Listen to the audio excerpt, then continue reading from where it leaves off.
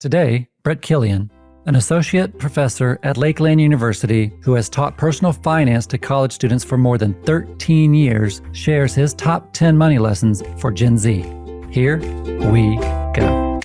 Welcome to the Forget About Money podcast, where we encourage you to take action today so that you can focus on what matters most to you. Today, we have Brett Killian. He is a personal finance instructor at Lakeland University in Sheboygan County, Wisconsin. He's taught this class at the collegiate level for 13 years, and prior to that, he taught it at a high school level for 8 years. We are very fortunate to have him here today, and today we're going to talk about the 10 money lessons that Gen Zers need to know. Welcome, Brett. Yes, thanks for having me, David. I'm excited. So where's Sheboygan County? Great question. Okay, so in Wisconsin, there's Sheboygan County, and Lakeland. We're not supposed to exactly say this, but we're right next to a cornfield. What it's better to say to our prospective students that we're conveniently located halfway between Green Bay and Milwaukee, and we're within a 20-minute drive of world-renowned companies like Johnsonville, Sargento, and Kohler. So, we'll say halfway between Milwaukee and Green Bay. Go Packers. Go Packers. I have no idea if they're going to be good this year or not. We're hoping so. So is that the main attraction for that area, that region? Yeah, up in Green Bay where I live, the Packers is definitely number one. Usually other newscasts will start with some sensational story as the top story. And for the Green Bay, it's, hey, what Jordan Love had for breakfast this morning.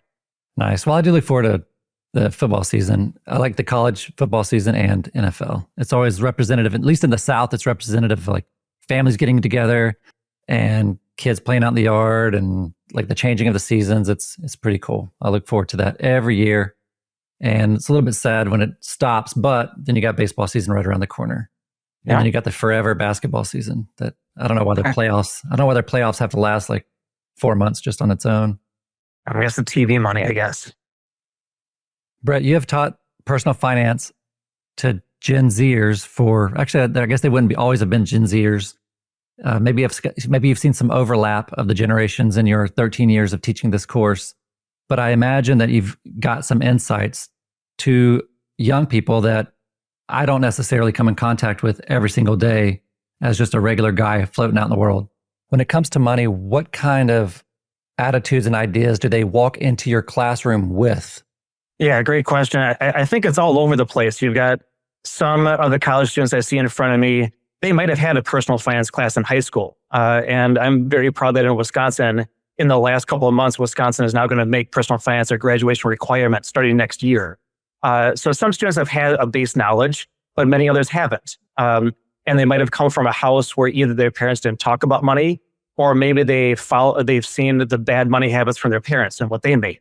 So I've got a wide spectrum of ideas coming into my class as far as those that have some money knowledge and those that might have zero or might have gained some bad money habits from what they've seen from their childhood. What percentage of your students are actually motivated? They're taking the class, so it shows some motivation. But whether it's your particular finance class students or the college as a whole or the university as a whole, what percentage of young people are actually interested in this? I'm not sure about an exact percentage, but I would say the majority. I would dare to say almost all of them. The one nice thing about coming into my class is that no matter what major they are, they could be a business major, graphic design, history. What we teach in this class about money management is something that they're going to have to see in their life really throughout the rest of their life versus maybe another class where they just look at it as, let me just get through the semester, let me get my A or B and move on. Where when they walk into my class, hopefully they realize that every single day they walk in, they could learn something that could change their lives going forward. And in your 13 years of teaching this course, you've seen a lot of money concepts and you've not only understood it yourself, but figured out how to message it so that the students actually receive it effectively. And today we're going to talk about 10 money lessons for Gen Z. Number 1, habits of millionaires. Number 2, college hacking. Number 3, pay yourself first. Number 4, the big 3. Number 5, savings versus investing. Number 6, the KISS philosophy to investing. Number 7, understanding credit scores and their impact. Number 8, basics about insurance. And number 9, buying a home. And number 10, the relationship between money and happiness. So let's get right into it. Number 1, the habits of millionaires. Yeah. So actually, the first 2 classes of the entire semester, I don't have my students read the book, The Millionaire Next Door, but we do go through the Cliff Notes version of it. And The Millionaire Next Door is written in the mid to late 90s, one of the most respected best-selling personal finance books of all time. And I want to kick off the class with these lessons because oftentimes they come on in and they see what they think millionaires look like from what they see in movies or TV shows. What I like about this book is that the gentleman who wrote the book studied well over 10,000 millionaires and asked them, what made you become wealthy in the first place? So if they learn the habits of millionaires, they can apply those in their life to build wealth over time. So just going through some of the habits of millionaires that I teach with my students, one of the lessons is that income is not the same thing as wealth. And what the author mentioned in his book is that he said, in the studies that I have conducted since the late 1970s, I have found that realized income explains only 30% of the reason of the variation of wealth. So obviously, the more income you make, it'd be easier to become wealthy, but just because you have a high income doesn't automatically, make you wealthy because you can just blow it all. So that's one thing we try to get across right away. Number 2, and this is a final exam question that I give them, that I just gave them a couple of days ago, is that according to millionaires, the cornerstone to becoming wealthy is watching what they spend, being frugal. So oftentimes when they see TV shows or movies, they see millionaires driving in sports cars or having these huge big mansions, but in reality, it's watching what they spend. And I like a couple of the statistics that he mentions in the book as far as, for example, approximately 40% of millionaires, when they buy a bottle of wine, they buy a bottle of wine at like $10 or less.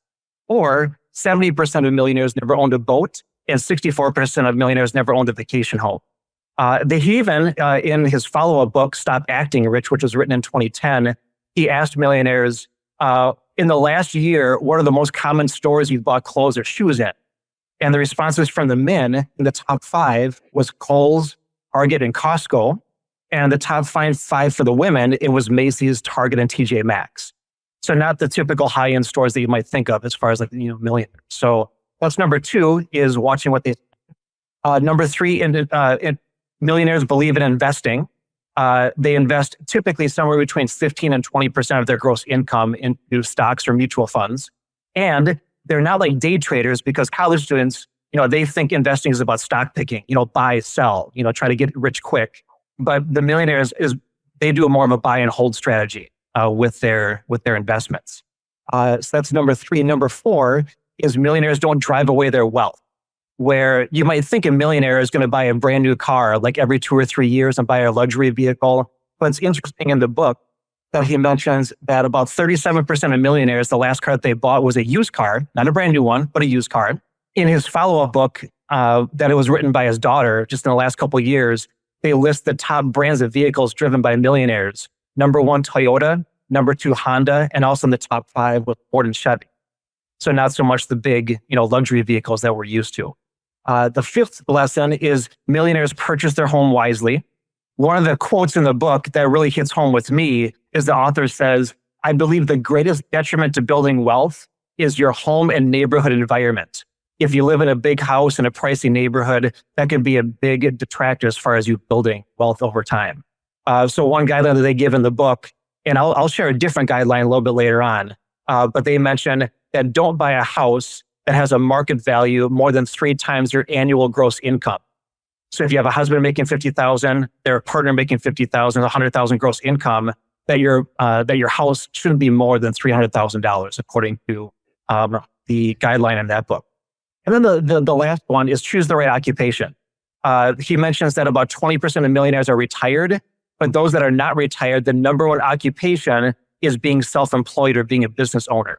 And I know in the financial independence community, we talk about side hustles or starting your own business. And it doesn't have to be that. It could be, I guess, what we call non-sexy occupations like being an electrician or a plumber, but you're working for yourself. But choosing the right occupation, and oftentimes that could be eventually having a side business or being self-employed would be the last money lesson for that. So you mentioned that young adults can get into some trade skills and start their own business.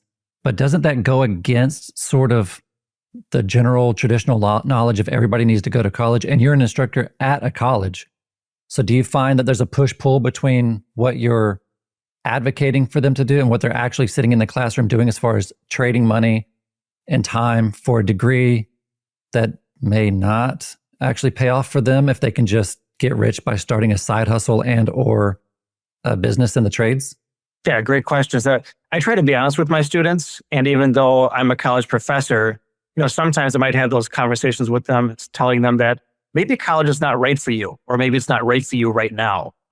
In fact, in one of the books, the required books that I have them read, there's a chapter titled College Hacking, or Just Skip It. So even though I'm an advocate of education doesn't have to be in a college classroom. It could be podcast. It could be going to conferences. It could be other, maybe going into LinkedIn and taking their free mini courses. So for those that want a college degree because they want to pursue an occupation that requires one, great. But I agree with you that college is not for everyone. Which takes us to number 2, college hacking. Now, you have, of course, all of your students are in college, and they got there either through loans or grants or other means. Do you want to share some of the techniques that help your students graduate from college with little or no debt? Yeah, so just in my class a couple of weeks ago, I got my students into small groups, and I asked them a question: what if you were forced to get a bachelor's degree, but you couldn't borrow money whatsoever? How could you actually do that? And they got into their small groups and they talked it out for about 5 or 10 minutes. Then we came up, and these were some of their examples along with mine as well. But they came up with some good ideas as far as cutting the cost of college or being able to graduate debt-free. So one of the obvious ones is taking advantage of grants, if you're from lower income, or scholarships. But maybe some of the non-obvious ones could be, maybe you start your college journey going to a local community college, which is much cheaper. You're not living in the dorms, and therefore you're saving money the first couple of years there. We have a lot of students at Lakeland who are commuter students, where they don't have to pay the fees for our meal plan or our residence halls. So maybe finding a local college and driving there. Another one, oftentimes when people say, oh, you work at Lakeland University, so you teach at a 4-year college. I actually don't like the phrase 4-year college. Like, why does college have to be 4 years?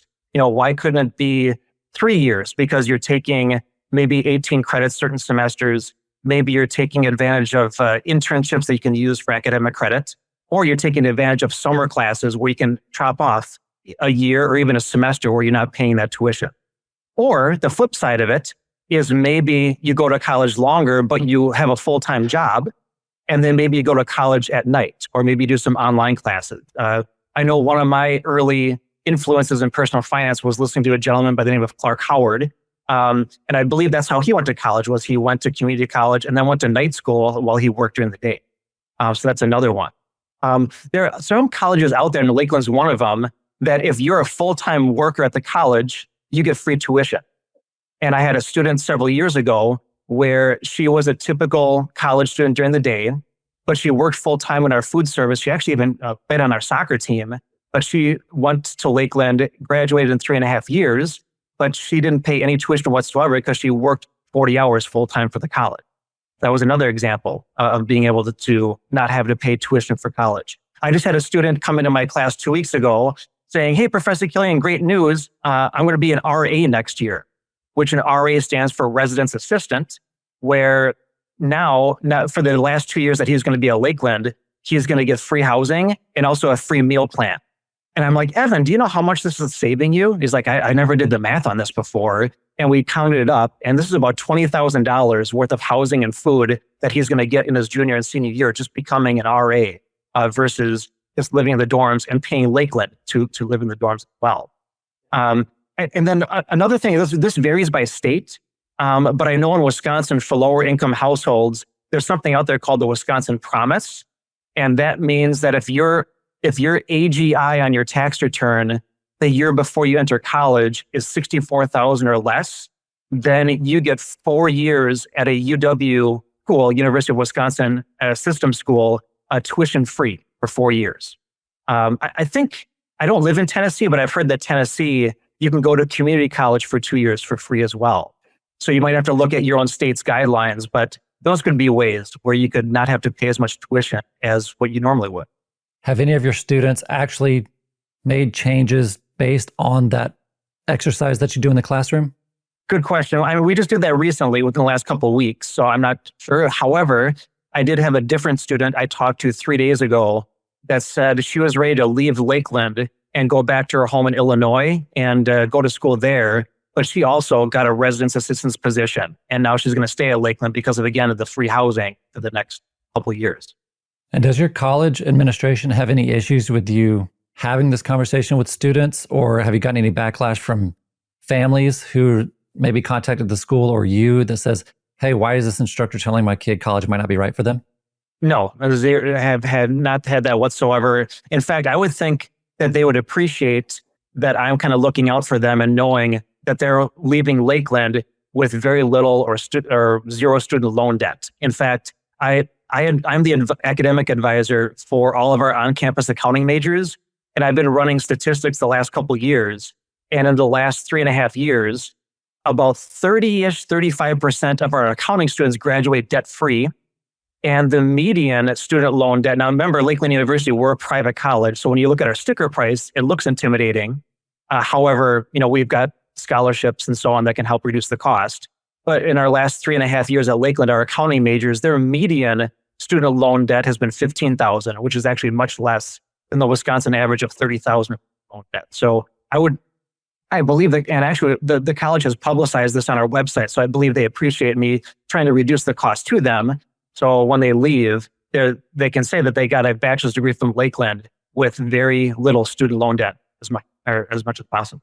I guess one other just tip I'll throw out there that our students came up with in that group activity is taking a gap year. Like, who says that right after high school, you have to go to college like 3 months later? In fact, my wife, she took a gap year between her high school and going to college as well. And maybe you take that year to reflect. Maybe you take that year to save up some money so you're not having to take out a whole bunch of student loan debt right away, unlike number one. Yeah, I'm a huge fan of the gap year. I tried to encourage my daughter to do that. She opted to go to college immediately, but I did attempt to encourage her to take a gap year. And I still think that it would have been a good move for her. Uh-huh. So I'm a big fan. And especially in hindsight at our age, we're like, what's 1 year? 1 year to prevent you from, or at least to battle those societal pressures of graduate high school, go to college. Like, yeah, you're right. Like, why does it have to be like 1 month next month? It doesn't have to be that way. It's not like college is going away. College is always going to be there. And then whenever we do this activity, I'm a horrible artist. I can't draw anything, but I tried to draw something on the whiteboard and I asked one of my students, what am I trying to draw here? And she was like, is that a box? I'm like, yes, that's a box. That's good. So then I draw a little stick figure outside of it. What am I trying to draw? And they're like, oh, think outside the box. I'm like, yes. Okay, thank God. My art skills are not that horrible. But when we think about college, let's just think about things a little bit differently versus as soon as I'm done with high school, when we go to college, it has to be 4 years. And I have to take out student loans in order to pay for it. We got to think just a little bit differently for these Gen Zs. So for the listener, I was invited by Brett and his team to come or to be a virtual mentor to one of his students. And one of his students brought up that he was being offered, and this is the first time Brett's hearing about this, I believe, but that he was offered to stay at Lakeland and get a master's degree in human resources or something very closely related to human resources. He wanted to graduate and go work in human resources. I believe he already had some kind of temporary job for Kohl's or something like that in the area. And so then I started asking like, okay, well, do you need a master's degree to do a job in HR? Because now you got to look at 2 to 3 years. I'm not sure exactly how long it takes to get a master's there in that particular subject. But so he had never even thought about like the trade-off that he was making. And I was like, are you sure you need a master's degree to do a job in HR? Have you gone on Indeed or contacted companies to decide whether or not it's a requirement? And is it worth your life energy and possibly money? He said he'd already started incurring credit card debt. And I said, do you expect to continue to incur credit card debt over the next 3 years? So let's look at these. And he said, yes. I said, okay, let's look at these factors and decide. Great, they're going to give you a degree, but is that even a free degree? Is it worth your time for what your personal goals are? So I don't know that he had ever thought of it like that, but based on your look right now, I probably won't get invited back to talk to your students. But it was a good conversation. It was a good conversation he and I had. Actually, that's a very similar conversation to some students that I have in my office where when they're about to graduate, they're asking about going for an MBA right away. And oftentimes I'll tell them, maybe if you have the money or if maybe your parents are footing some of the bill, fine. Or if you just want to get it done with. However, maybe a better strategy is start making money, start getting your student loan debt paid off if you have student loan debt. And then hopefully it's a very good chance you're going to find an employer that's going to help pay for most or maybe if not all of your tuition going to the MBA program. So maybe you're working full time, maybe 2 or 3 years from now, and your employer says, hey, as long as you earn an A or a B in these classes, we'll reimburse 50 or 80 or 100%. So I'm right with you on that one. But you don't stop there. You go on to teach them many other finance principles. And one of the ones that is the most popular that we're all aware of is pay yourself first. So at what point in your course, is this near the beginning when you're talking about investing, or is this just how to mentally prioritize the way you think about money? Where does pay yourself first come into your course? Yeah, so this comes incredibly early on. We talk about practical saving strategies. I mean, one saving strategy we mentioned is maybe you pay in cash with a lot of things and then you save the change. You build up the change in some type of jar. And then that could be some type of goal you might have. But another one, my favorite one, is the pay yourself first philosophy and making sure that you do it automatically. So we do that we talk about that within the first 2 or 3 weeks of the class. And even what I do is I'll pull up Lakeland University, our direct deposit form right up on the screen, and I'll show them whether it's Lakeland or pretty much any employer that they have, as long as they're getting paid electronically, that they'll have a little checkbox that says, hey, out of everything that you're going to give me in my net pay, just start small. I know they're broke college students, so we're not going to ask them to pay themselves first 50% of their income, but maybe just start small. Maybe tell your employer just to transfer, let's just start with $5. Put $5 into my savings and then put the rest into checking. Because oftentimes I think the hardest thing for both you and I and college students is just getting going with this philosophy. If it's less intimidating, if we have students automatically paying themselves first $5 or $10 a paycheck, that at least gets the ball rolling and has them doing it. So whether it's a direct deposit or an activity that I do in my classroom is that I take out my phone and I have them time me. I'll ask a student in my class, hey, time me and see how long this takes me to do. I'll log in to my banking app and then I'll log in and then I'll see how fast it'll take me to do an automatic transfer from my checking to my saving once a month. And I think they timed me at about 40 seconds, the last time I tried it. I'm trying to get a little faster at this. But logging into my online banking, hey, let's do a recurring transfer every month on, let's say, the 10th of the month. Let's just take $10 and the bank is going to automatically zap my checking account and put it into my savings. And now if it's done automatically, I know college students are busy, I'm busy, you're busy. So if we try to remind ourselves to do this, it's just not going to happen. Mm-hmm. So if it's a small amount and it's done behind the scenes without even you remembering that you set it up for, let's say, the 10th of the month, that gets the ball rolling. So start small and then gradually you can increase that. Yeah, I am a huge advocate of automation and kind of a blanket rule at all levels that I kind of share or encourage other people to do is start small if you need to, because there is that, if you haven't done it already, there's that belief, and I hear it all the time. Well, I got bills. I don't have any extra money.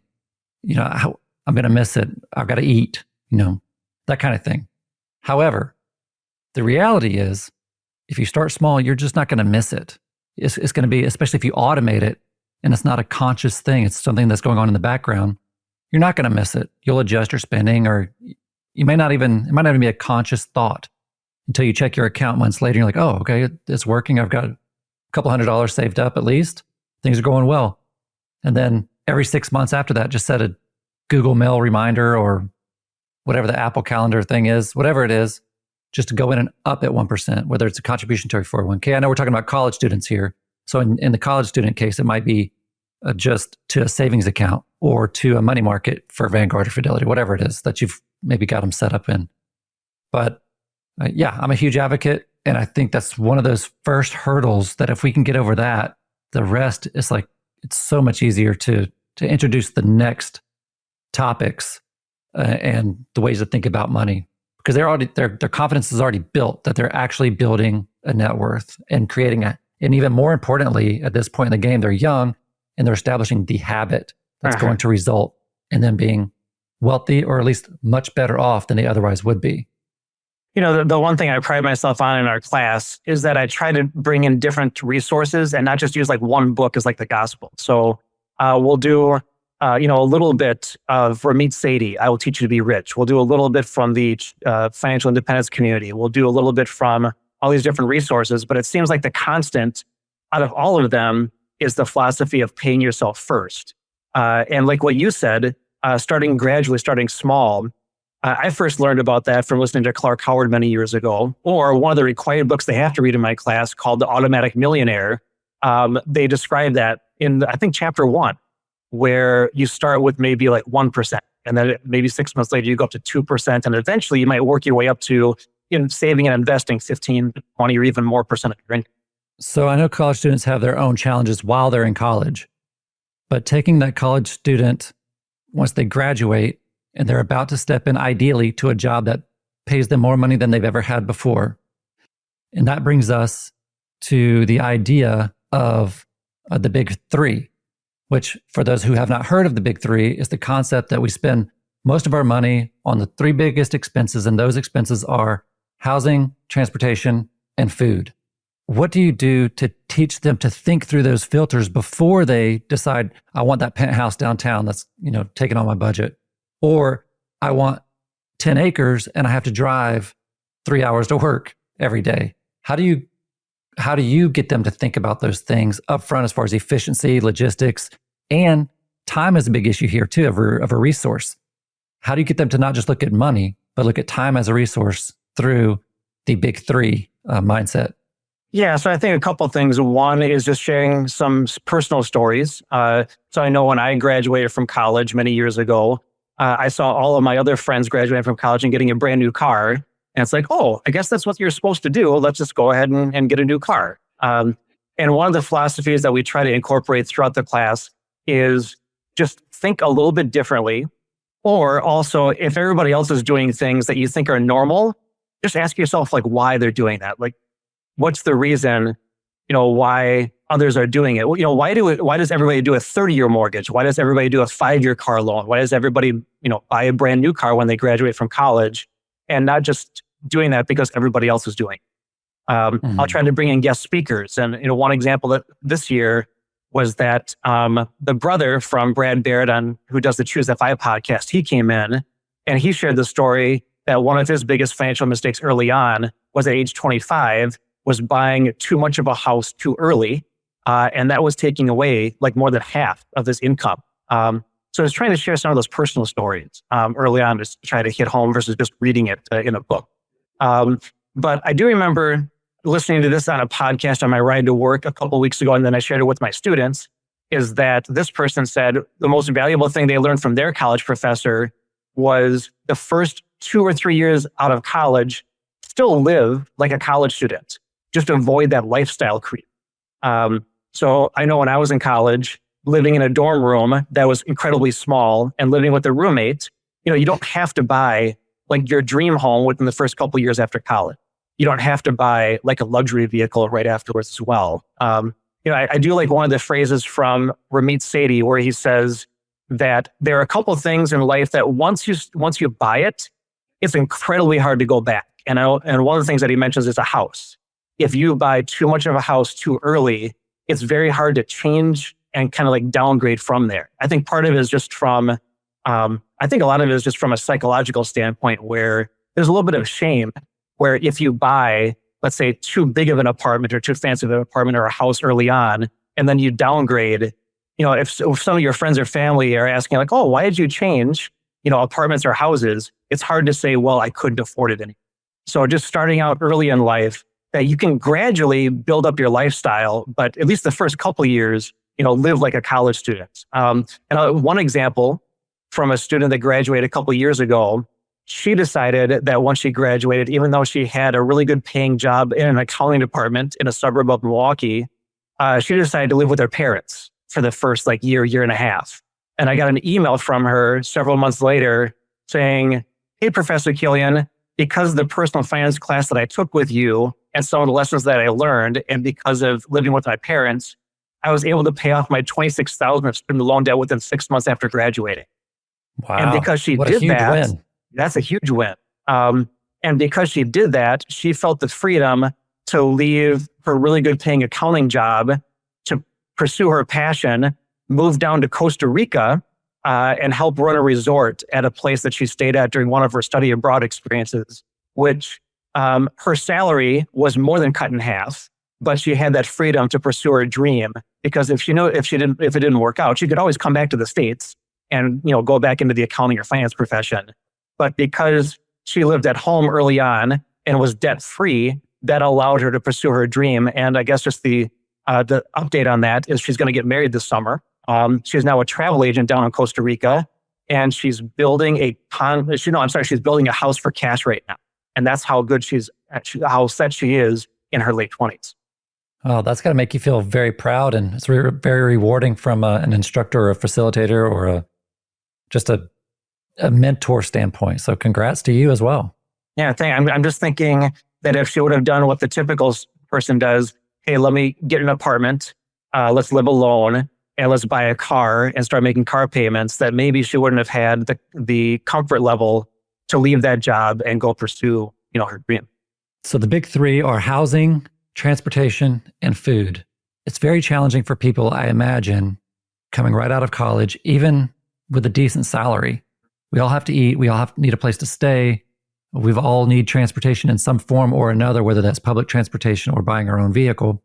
But if we think about all those things ahead of time, we can design a life that's logistically not too stressful. You can live close to where you work. You can meal prep.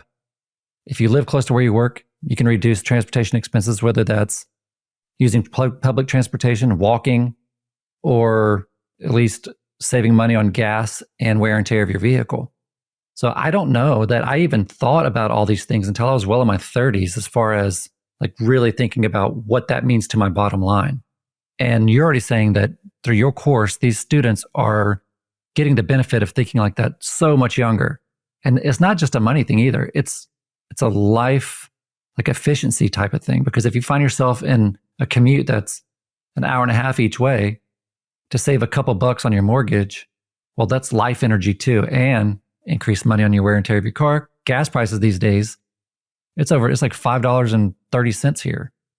So you've got to look at all the expenses, and don't forget that your time is valuable as well. And give your time a value and consider that in your decision making.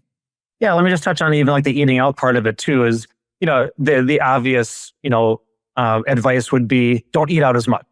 However, when I try to frame that with my students, where obviously they're in their early 20s, they are going to go out with their friends, but maybe just giving them the slight like mental change where instead of going out all the time and spending money on expensive food plus drinks, where they jack up the price on drinks, plus tax and gratuity, maybe instead just have more of like people coming over to your place and people making food, or whether it's like a potluck type of thing, BYOB, or bring your own milk, whatever you drink, that's fine.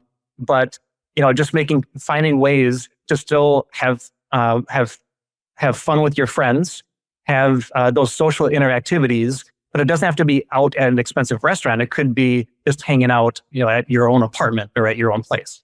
Yeah. So once they're established in their young adult lives and they start making money, how do they decide what saving is and investing is? Because even at our age, and we have conversations and we're in our 40s, I'll have conversations with people and they'll say, I'm a good saver. Well, to me, that doesn't mean a whole lot, but to them, they might not understand that whole next level of what to do with their money. So which brings us to number 5 money lesson, savings versus investing. How do you teach them the difference? Yes. So I try to delineate with a time frame as far as 5 years or more or 5 years or less. So we try to mention that saving is for any type of money goals 5 years or less, whether it could be for a wedding, down payment on the car, vacation, or so on. And when we talk about saving, one of the common themes throughout our class is that it's okay to have a basic savings account at your normal bank. That's fine, it's okay. But we recommend over and over and over again that probably the best place to put your short-term savings would be in an online high-yield savings account. And we mainly do that for two reasons. First of all, number one is just the interest rate. Instead of earning like a whopping like 0.2% on your savings account at your brick and mortar bank, you could be earning, at least as of today, at least as of this podcast, 4.5% or 5% on an online savings account. But secondly, you've got that little bit of friction between getting at your money where in order for somebody to withdraw money from an online savings account, they can get at that money pretty easily, but they might not be able to get at it for maybe 24 hours or maybe like 2 business days, which now if you have an impulse buy, it gives you a little bit of time to rethink if you actually want to buy that item or buy that experience. So I believe the best place for college students and Gen Z for their short-term savings would be these online savings accounts. And a lot of them have these things called sub-accounts or what they call buckets, where you can have, let's say, 10,000 in your savings, but then you can have these sub-accounts where maybe 3,000 is your car replacement fund, maybe 2,000 is your emergency fund, maybe another 2,000 is for your vacation fund. But I really like these online savings because you can break them up into these different sub-accounts. Now, some students, they don't like that. They start twitching a little bit, like that's way too confusing, and that's fine. But the other students, they actually kind of like that little breakdown and gives them a motivation to save for certain goals if they have those little sub-accounts. So the savings for 5 years or less, we really encourage the online savings account. In fact, there's a time in class where I have them take out their phone and I have them download the app to one of these online savings accounts. Now, as an instructor, I can't force them to sign up for one, but at least if they have it on their phone, maybe a couple days later, they look at that app and they're like, oh, what? Maybe it's time for me to just sign up for this online.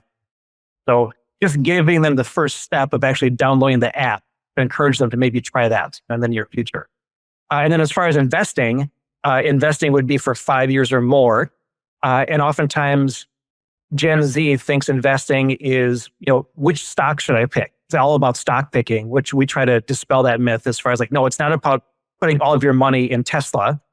We talk more about investing strategies a little bit later in the class.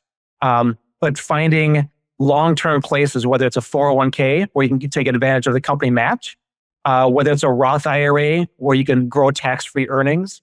But those are the two main long-term savings accounts that we focus on in class for our college students. And I know that you can't make them do investing or during the class. However, have you had any students go from zero to by the end of the semester or however long your class is that you teach, and you're just like, whoa, you did all that in the last handful of months? Yes, I haven't had this situation where I've seen how much they've saved, but I've had students come up to me afterwards saying, oh, I started contributing to my online savings account, or I just opened up my online savings account last week. And at least just that first step, because oftentimes, whether you're listening to a podcast or somebody talking or a conference, you get really motivated in the moment, and then you tell yourself you're going to do it, and then a couple of weeks go by and you never do. Where, hey, if you have this app on your phone, then maybe it just gives you that little mental one less step for you to actually start doing that for yourself. Mm-hmm. And so saving is one thing, and then investing is something else. What do you teach them as far as your philosophies on investing? Yes. So unlike me and you, where we get geeked out on this stuff, and we can talk about finance all day long, some students are like that. And other students, it kind of reminds me of J.L. Collins when he talks about his story with his daughter saying, Dad, I know this stuff is really important, but I just don't want to have to think about it. So to get started with investing with students, I think if you make it as simple as possible, so that KISS principle, keep it super simple, it gives them a better chance to actually start doing it young in life. So the two main philosophies that I teach with my students, one is very consistent with the financial independence community, and that's invest in index funds. And actually, that was a final exam question that I just got done grading last night was, hey, what are the two main reasons why you should focus on investing in index funds? And one of them is the lower fees, where you're being charged much less fees through those index funds. But the other one is that most of the time, those index funds beat those managed funds, where you have that super expert portfolio money manager trying to pick winning stocks and bonds every single day. And oftentimes it's just the benchmark is the index that beats those managed funds. In fact, it was about 3 weeks ago, I shared with my students an article from the New York Times and I forget exactly when the article came out, but it was within the last 2 years, where they did a study asking which mutual funds over a 5-year period beat the index. And according to the article, the answer was not one out of 2,132 over a 5-year period.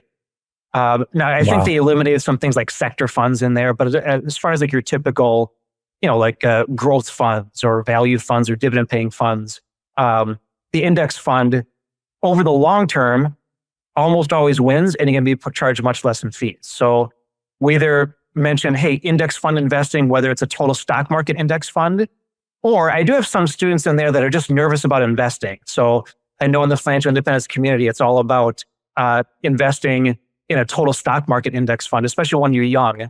But there are some students that just to put their minds at ease, maybe they find, some type of index funds where maybe 75% is stock and 25% is a bond index fund. So that's one way to go about it. Or the other super simple strategy is just picking a target date fund where maybe these Gen Z students think they might retire in the year 2050 or 2060. You just pick that one fund. It starts out more aggressive in stocks. And as you get closer to that target date, it shifts a little bit more into bonds.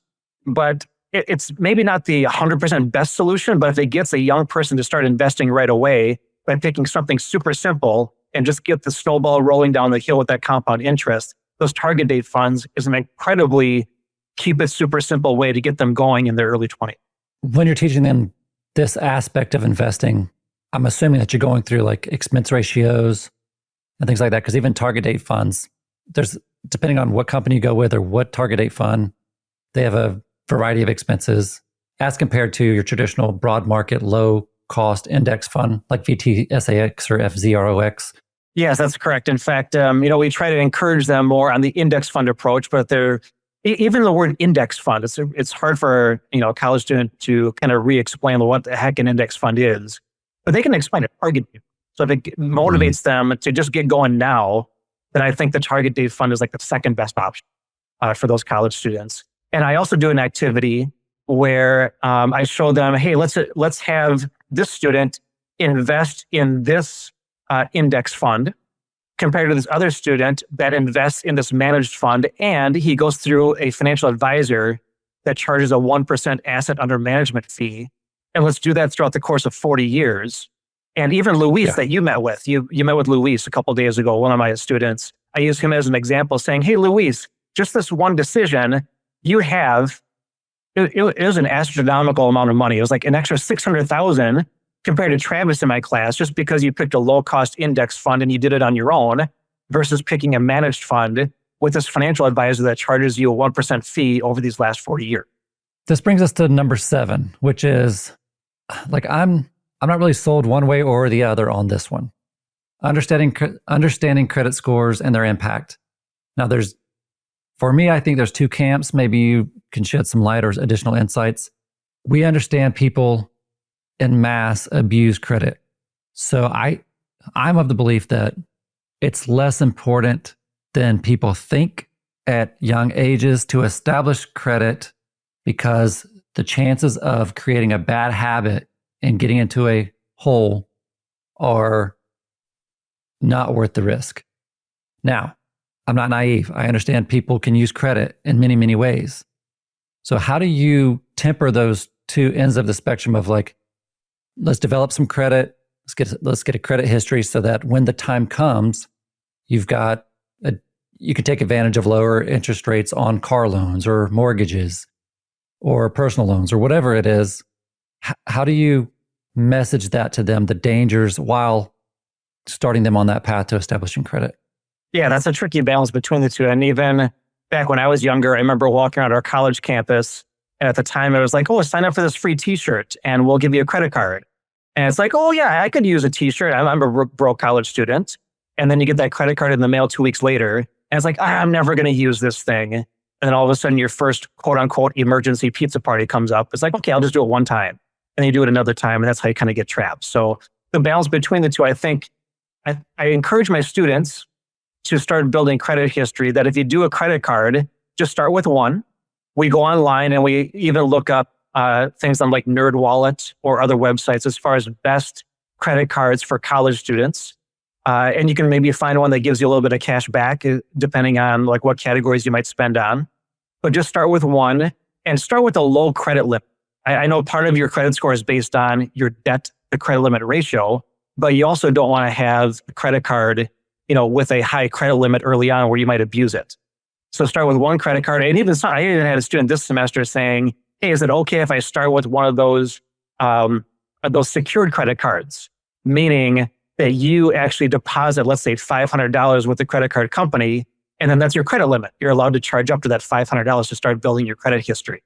So starting with one, finding one that is good for a college student based on their spending habits through one of those online websites. And then just making sure you find one that is not allowing you to go deeply into debt because it has a higher credit limit. I think that's a good start. And then the number one biggest commandment with credit cards is just make sure you pay your bill off on time all the time. Now, I say that, and I remember I'm having a flashback to when I was younger, where after I graduated, there was a time where I was asked to stand up in 3 different weddings in the same summer. And I'm like, I don't have the funds to be able to do this. So I don't really encourage this with my students. I don't try to advocate this too much. But if you do have a higher credit score, you do qualify for those better credit card offers where maybe you get a 0% APR for the first 12 or 18 months. And I remember back at that time, I ended up taking out a credit card that had a 0% APR for a year. And that allowed me to kind of get through and go through those weddings, during that summer period of time. But overall, make sure that you start with one credit card with a smaller credit limit. You pay that bill off every single time and on time each month. All right, yeah, that's good. Honestly, I never thought about how to mitigate that downside risk, which is just make sure that you keep a low spending limit on whatever card you've got. So whether it be a 500 or 1,000, usually you can dig yourself out of that kind of hole. But I too remember being a college student at Vanderbilt and walking through the campus and somebody being there with a shirt and I got a Discover card. And then I discovered that the interest rate, like a year and a half later, was like 28% or something like that. So I was like, whoo. Yeah, I got into some trouble then too. So now we're at number 8. And this is something that I thought very, very little of when I was a young adult, other than auto insurance. But what do you teach college kids about insurance basics? How much do they need to know? What's practical for them at that time? And how do you frame it in such a way that, because as we know now, insurance needs change over time, over your life milestones, over health situations, those kind of things. How do you frame it to them? And what are you telling them to prioritize in the world of insurance? Yeah, so knowing that they're college students and some of them don't even know what the term premium or deductible is, I want to meet them where they're at and just start there and just go through some very basics without going incredibly into depth. So just starting with number 1, a premium is what you pay in advance to have insurance. And a deductible is what you've got to pay before your insurance kicks in and pays the rest. And again, another final exam question that they just had a couple days ago was that the higher the deductible you ask for, the lower the premiums you're going to pay ahead of time. And most college students don't even know that relationship between a deductible and a premium. So whether it's car insurance, whether it's health insurance, being able to accept what they believe is the highest deductible they could afford if they get into a car accident or if they end up having to go to the hospital, so they can lower those monthly premiums overall. So just having that relationship, I think, is big for them. Number 2 is just also understanding that they can stay on their parents' health insurance until age 26. So maybe there's a chance on their first job, they're able to negotiate like a better starting salary because they can tell their employer, oh yeah, I know you're offering me health insurance. I don't need that right now because I'm going to be on my parents for the next couple of years. So maybe you'll be willing to pay me X amount more because you're not funding the bill for my health insurance. Also, I know a lot of health insurance plans, whether it's through your employer or whether it's through the marketplace, is that they have the categories of bronze, silver, and gold. I even know at Lakeland University, when we have our open enrollment period, we can pick between like our bronze, silver, and gold plan. And just having college students understand a bronze plan doesn't mean it's a crappy plan, and a silver means it's okay, and a gold means it's the most amazing plan out there. It's just all about cost. Where a bronze plan, for most college-age students that are healthy, I would recommend the bronze plan, which means you're paying a lower premium each month, but you have a higher deductible in case there is some type of emergency. So just understanding those phrases between gold, silver, bronze with health insurance. And then one other thing we talk about with car insurance, maybe the biggest piece of advice I can give them is that it doesn't have to be every 6 months.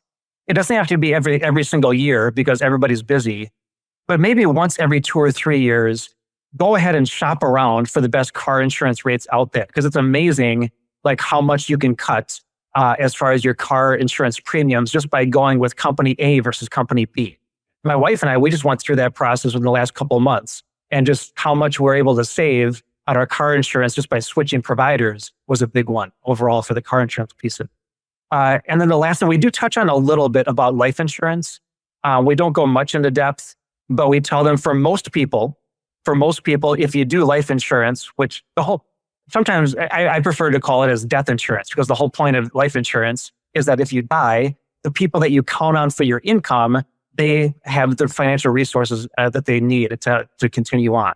So for most people, a term life insurance would be the best and not get sucked down this path, especially, early on with something called whole life or like cash value life. I remember several years ago, my wife and I, we walked into an insurance company for like a free consultation. And I knew ahead of time what they were going to do. I knew ahead of time what they're going to do on meeting number 2. But meeting number 1 was just getting through our basic financial information. We walked back in a week later for meeting number 2. And it's like, hey, let us tell you why you really need whole life insurance. And they went through this whole spiel. And these are the premiums you'd be paying. And by the way, there's this cash surrender value and all these phrases that I even get tripped up on. And for college students, it's like, insurance is completely different than your investments, and don't get sucked down a path where you've got a slick speaking insurance agent trying to get you into this product where you don't even know what the heck they're talking about, but you like, how they look in their suit and tie. So you go ahead and do that. So if you do life insurance, make sure it's term life insurance. And also, I remember when I was like 22 or 23 years old, I didn't have a big investment balance, but the investment firm that I was going with, they brought in like their recent college graduate to talk me into buying like whole value life insurance. And I'm just thinking, I didn't tell them this, but I'm thinking to myself, I'm single and I don't have a wife and kids and they don't rely on my income. Like I don't really need this. And within like the week, I ended up, firing them and going with somebody else. But yeah, if you do life insurance, eventually the term life insurance is the way. Yeah. Whenever I was first got commissioned to the Navy and I was going through SWAS, Surface Warfare Officers School, we had a company come in, and I had already known a little bit about money at this time. So I kind of knew the red flags to see. The name of the company was called First Command. I think they may have rebranded, or they've definitely improved their tactics to be less illegal, but they've been sued a number of times. But anyway, at that time, when a military person, particularly an officer, first joins, they are able to take out what's called a career starter loan. And that could be through Navy Fed or USAA. I think at the time, USAA had the higher one. So young people, and it would be like a 1% interest or like a 0%, so it's like free money. And it really was. It was a great thing. I think it was just a way to get, money on the books for the bank, and officers make pretty good income and it's guaranteed, all that stuff. Anyway, First Command would come onto base, which I'm not sure who approved this. I don't think it happens anymore. I want to believe that it does not. And they gave us all a talk about investing and insurance. And now in the military, you have something called SGLI, Service Group Life Insurance. And even at that age, like you said, your requirement likely for insurance is almost zero. There's reasons you might want to get it, which I understand, but they would try to sell this to you as an investment in the cash value, as whole life policies. And they would do it as an investment with an insurance rider on it. And I had to talk so many people, my peers, out of doing this because I was like, this is not good. And I think I've saved some people from going down that road of regret, I believe. But it is frustrating to see how companies will prey on young people who don't necessarily know in order to make them make poor financial decisions. And like you, and you're the first person who has expressed it that I've come across with as emphatically as I do, insurance and investing, two separate things. Keep it that way. Do not have anybody tell you that it's guaranteed money, because what they fail to tell you is if it's like they make it seem like you could buy an annuity at some point later and get some income from it. And yeah, that's true. But what they don't tell you is that you could just build that for yourself in a brokerage account or build it for yourself in a retirement account. So put more money there. And it's basically building your own money-making machine. And the difference is if you die, well, you don't necessarily get all those premiums or anything back. So it's great to hear someone else preach emphatically to keep insurance and investing separate. The things that insurance salesmen will try to sell you on, you can build on your own in other aspects of your portfolio. So there's no necessity to have any kind of investments per se in an insurance policy or tied to an insurance policy. Yeah, it just goes back to the philosophy of keeping things super simple for investing. In fact, I have a friend of mine that used to work in insurance, selling these type of products to others. And he actually got out of it because he said, Brett, I felt bad selling insurance to people who couldn't afford it. Yeah, well, that's pretty telling.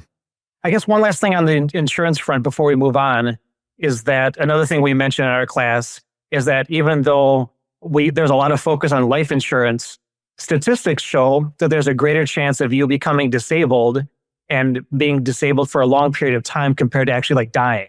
So we mentioned to our students that if you had to choose between the two, which you don't have to, but between the two, long-term disability is more important than life insurance because you have a greater chance of becoming disabled and not being able to work throughout the rest of your life. Now, luckily at Lakeland, Lakeland gives us long-term disability as an employee benefit. So I think if something bad happens to me where a college student crashes in my car, I get injured and I can't teach anymore, I think I get like 60 or 70% of my income coming back to me over the long term because I was like long-term paid. So just the distinction between life insurance, but a lot of people don't talk much about long-term disability, which if you work for an employer, maybe see if they offer that to an employee as part of their employee benefits program. Yeah, I'm glad you brought that up because I myself don't know too much about disability insurance or long-term care. I don't even know the verbiage. So I've got some homework to do on my part. Excellent. Number 9 is home buying tips. What are you telling college kids? Like buy home, buy rental? I know in my interviews with some of your students, a few were interested in rental properties. So how do you discern between purchasing a home as a primary residence and purchasing rental properties, or even if college kids should be doing those things, or even in their 20s? This is a big one for me based on our life history. But another question on the final exam that they just took was true or false. The home that you live in should be your biggest investment. And they should have circled false like 5 different times, because oftentimes you hear that in society that, oh, my home is my biggest investment. I'm going to pour a ton of money into my house and buy the biggest house I can afford. And houses just always go up in value. But we try to dispel that myth in our class. In fact, I want to go back to the Millionaire Next Door book where the author says, in his opinion, the biggest detriment to building wealth is living in too pricey of a home and in too pricey of a neighborhood. And one of the best financial decisions my wife and I ever made, we talk about this all the time, is that she bought her tiny 600 square foot house like 3 months before she met me. And we consciously decided that during the first 8 years of our marriage, we lived in that tiny 600 square foot house. Now, eventually we moved out after having our daughter, and now her being 1 year old and going all over the place, being able to, walk around. But I think that one decision for my wife and I living in very small, affordable housing throughout the most of our early part of our marriage to set us up for our future.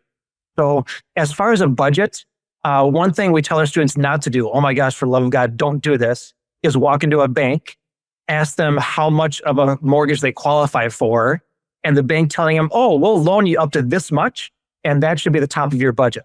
That should not be the top of your budget. I remember when I was teaching high school, making $30,000 a year, going into my bank, and I was thinking of buying a condo at the time. And they're like, oh, by the way, we would let you borrow as much as like this much. And I forget what the number was. And I'm like, oh my gosh, I don't think I can afford that. But hey, you banked, you're the expert. So, maybe I'll just use that as my budget, which gladly, I never bought that condo. So don't think that the mortgage should be, your budget should be how much the bank says you can borrow, but rather I like to use the rule of thumb of taking your your annual gross income, multiplying it by 2.5, and that is the most mortgage that you can afford. Now, I know the book, The Millionaire Next Door, has a slightly different rule saying the market value of the house that you buy should be no more than 3 times your annual household income. And I've just taken that and modified it by saying that your mortgage should be no more than 2.5 times your household gross income per year. And I think that there's a reason why they call it a starter home. I think oftentimes as college students, we want to obtain the same level of lifestyle that our parents took like many generations or many decades to achieve, where it's okay to, first of all, number one, delay buying a house. It's okay to be a renter for a while. It's okay to live with a roommate or your parents just for a little while, and only buy a house where you can actually afford it. But knowing that it is a starter home and you just start small versus thinking you have to buy your dream home, right off the bat in your early to mid 20s. So those are the couple of things that I mentioned to them. And I guess the house that we're living in right now, I'm broadcasting from our basement. Another tip that I give our students, and this doesn't work all the time. We've talked to realtors before and they say it works sometimes, but not all the time. But when you're giving an offer on a house that's very competitive, it doesn't hurt to maybe write a personal statement to that owner, just telling him who you are as a person, as a family. I'm telling you, I wouldn't be sitting in this basement right now if it wasn't for my lovely wife, where we were about to put an offer on this house. And she sat at our kitchen table at the time, and she's an excellent writer. She took 20 minutes to write this paragraph to the owners of this house describing our family. My only contribution was I said we should throw in a picture of our family. So we threw in a picture. But we submitted that with our offer letter. And we were told by our neighbors right across the street saying, hey, if you never submitted that letter, you never would have gotten this house, because we were one of like 11 offers, and ours wasn't even the highest offer. But because they had that emotional connection with our story, they went with us versus maybe the better like financial offers that they got for the house. So that's maybe one side note, is that when you are purchasing a house and you're submitting that offer, it's not going to work all the time, but it doesn't hurt to maybe write that personal statement as part of it. Yeah. So how do you frame the rent versus buy? Do you say, okay, here's what people say the cost of owning a primary residence is, and this is the reality of what it costs to own a primary residence, and this is the true cost of renting. These are the pros and cons, and there's a lot of pros to renting. So especially I think for people in their 20s who may not be in that job for 20 years. They might say they get a job right outside of your Lakeland University, but they don't intend on staying there forever. Now they're tied down for a home if they purchase one. So I believe young people should use flexibility and keep their options open. And as soon as you purchase a house, unless you've also purchased it to be a good rental property, I believe that renting is just fine, and in many cases, much better than fine. And I encourage that for young adults. Yeah, we teach both sides of the coin in our personal finance class. And, going back to, what Ramit Sethi mentions in, I think it was one of his LinkedIn posts, hey, as soon as you buy a house, and an expensive one, it's very hard to go back. And I like the flexibility of renting. Like you said, hey, I'm a college student. I'm starting here, but I might be moving in the next like 1 or 2 or 3 years. And all those extra like phantom costs of like closing costs and hiring, a seller's agent, that can eat up into like your savings if you buy a house and all of a sudden you're moving like, 1 or 2 or 3 years later. So we not only preach buying a starter home in a budget that you can afford, but it's okay, even as all of your maybe friends might be buying houses, or your parents keep on asking you, when are you going to buy a house? When are you going to buy a house? When are you going to buy a house? It's okay to wait a little bit longer, because oftentimes, if you're paying, let's say, $900 in rent and you have a $900 mortgage, but by the way, you're not including your homeowner's insurance, property taxes. Oh my gosh. Actually, right next to me over here, our sump pump went out a couple months ago. And that was $375 to fix our sump pump versus I loved when I was renting, where if my toilet wasn't working, I'd call the property manager. They'd be over within 30 minutes. They'd fix the toilet versus me calling a plumber. So we do try to mention that, hey, buying a house and buying it too early for too much is not the best, smartest thing to do. It's okay. It really is okay to be a renter. We're at the final one, Brett. Number 10, the relationship between money and happiness. Based on what I've seen, there is a direct correlation between income and happiness up to a point. And I believe that's been debunked or something happened recently. There's another study. But what I remember is that up to 70 something, now with inflation, maybe it's 90 something now, I don't know.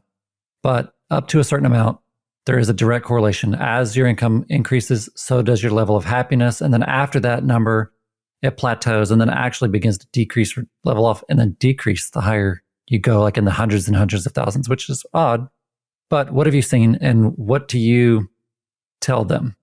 Yeah, so there was a somewhat famous study done, I think it was back in 2010, saying once your income reaches 75,000, then your happiness is no better than like somebody making $1 million a year. But like you said, that has been disproven or at least debunked in some way, shape, or form since then.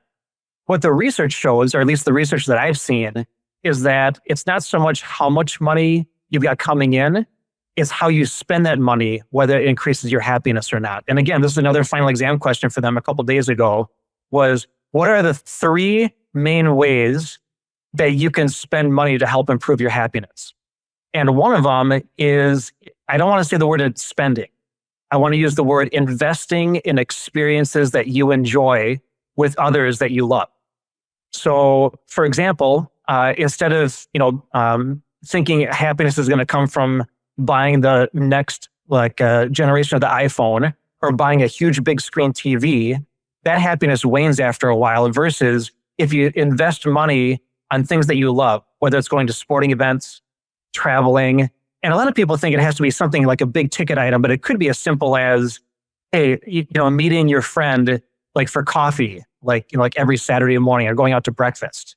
But if you invest in experiences that you enjoy, that's one thing that can help improve your happiness versus spending it on maybe just all material possessions, or again, going back to a house or a car or something else.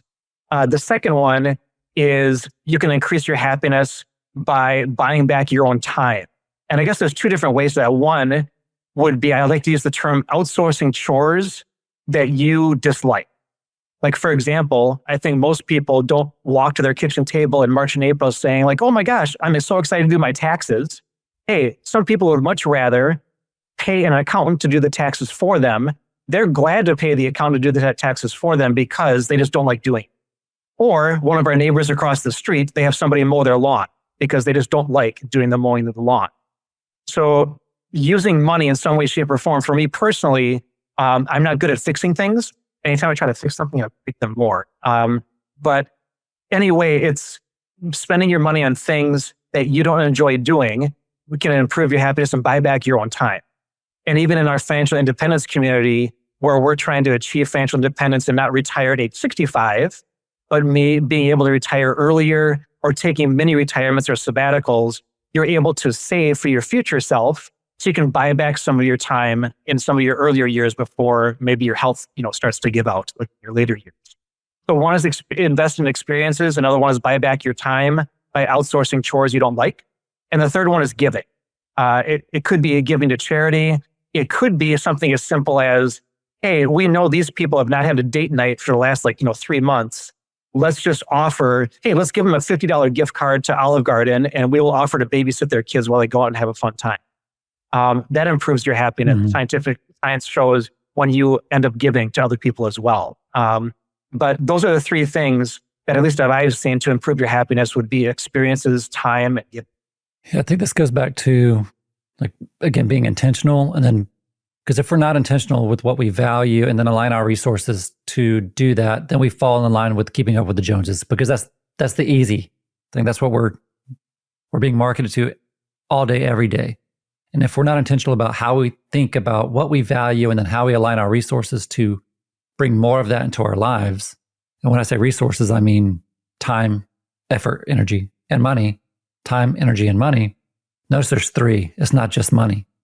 So as part of the financial independence community, yes, we do focus on the money aspect of it, but money is just one of the resources that we can use in our lives to build a happy life or whatever we decide is happy. But the very first thing in that step, or very first step of that process, is what do you really value? And most people can't answer that question, I don't think, because it's not just a simple, I value these three things. It takes time to figure it out because, let's say I value physical health, but then I end up spending money on a gym membership, and then I only go once every 2 months. Well, then that's it. There's a disconnect there. I'm saying I value something, but my actions don't promote that or don't indicate that. So it's a process of what we value now is not going to be what we value 10 years from now, but it has to be intentional. And money is just one of three resources that we funnel through that decision-making process or that life design process. And I think that's maybe where we get it a little bit wrong in the messaging because, I mean, it's in the word financial independence. It means money.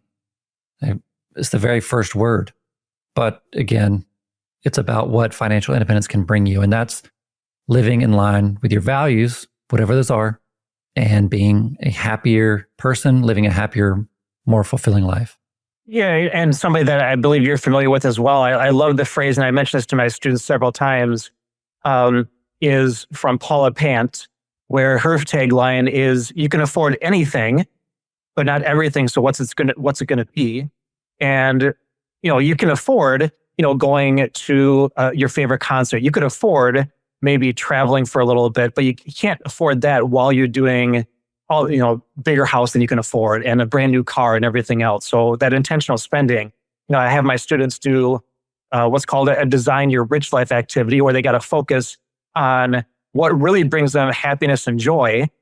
But then not realizing that you got to cut costs on the other things that you don't value as a person. Mm-hmm. Yeah, I think Ramit, and you referred to Ramit a few times, but he says spend extravagantly on the things that bring you joy and be frugal on the rest of it. Cut costs mercilessly on the things that you don't. Much better put than my recollection.